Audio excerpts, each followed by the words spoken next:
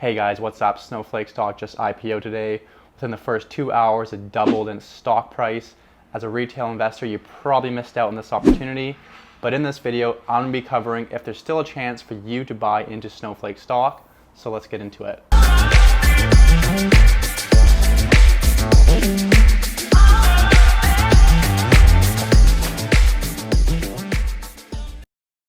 Callie at the stock exchange. I see you got the picture there in the background. 3.9 billion, I believe, was the valuation you had then, and you're well above that now today. I don't know that I've ever seen higher expectations for a newly public company. Biggest software IPO ever at 120 a share. Right now we're at what, 275-ish. You're the market cap, above the market cap of VMware, which started with virtualization and broadened out considerably. Is Snowflake's story going to be even broader than the one you told in the prospectus? Well, we stick to what we obviously what we said in the prospectus, but I think in the prospectus, we laid out as best we could, what we think is the full potential and scope of this opportunity, and we talked all week to investors about, what the full ambition is of this company. And obviously, people are excited about that. They want to be part of this journey, and sort of brings us to where we are today. Got to mention it's halted for volatility right after the open, so quite a bit of activity there. You got a lot of spending on sales and marketing, more than revenue. So tell me how you're measuring success over the near and even medium term. Is profitability even a thing that you should be talking about, that investors should be thinking about, or are you primarily focused on growth and on product?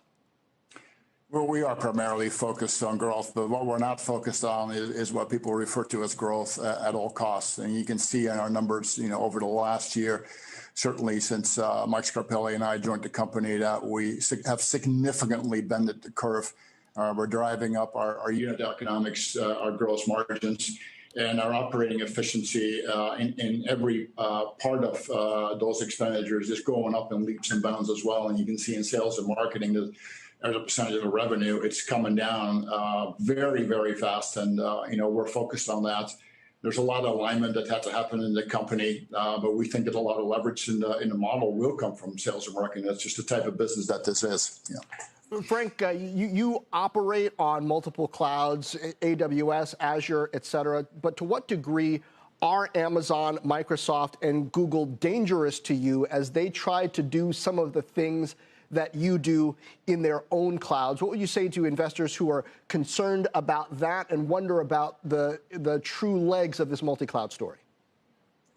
I think that the public cloud companies are also sort of finding their footing and their bearing, certainly at lower levels in the organization. Sometimes the hostilities break out, but when you sort of go up the ladder and you talk to the people who are sitting on top of those organizations, they understand that their platforms need to have innovation. They need best of breed. They need choice, right? Because if they don't have that, they become less competitive against their competitors, right? So it's sometimes a bit of an ambivalent situation, but as we learn collectively as an industry, sometimes we partner, sometimes we compete. Competition is not bad. It makes all of us better. The customer benefits. So you can't sort of make too much of the fact that sometimes it gets pretty intense out there in the marketplace. Okay, so is there a chance for you to still get into Snowflake at this current valuation? Well, for myself, I'm not buying when it's at $270 a share.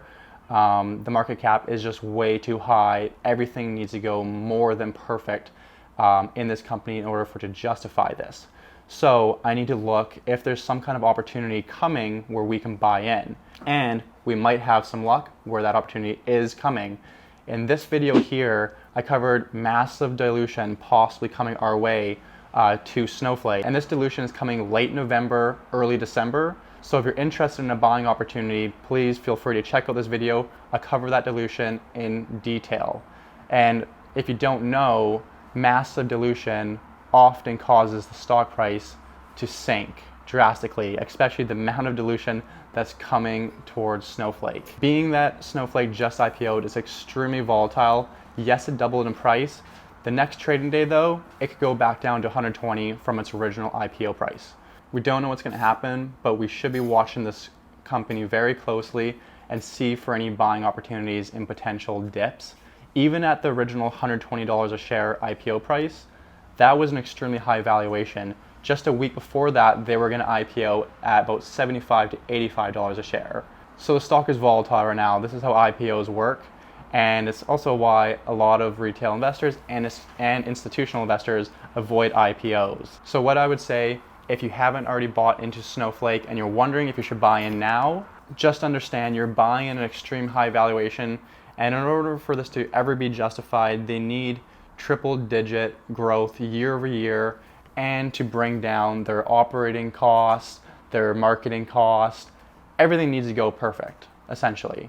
My plan with Snowflake, though, is to wait a couple months here until the dilution comes, and then if the stock price does tank from all this dilution, I'm definitely going to buy in if the price is right. So if you're interested to see what kind of dilution is going to occur and exactly when, check out the other video. I go into detail on it, and I think it could really help you guys out. But yeah, comment down below. Let me know what you guys think is going to happen with Snowflake stock, and if you're buying at this current price. And don't forget to like the video if you found this informative, and feel free to subscribe if you want to see more content. All right, I'll see you in the next one, guys.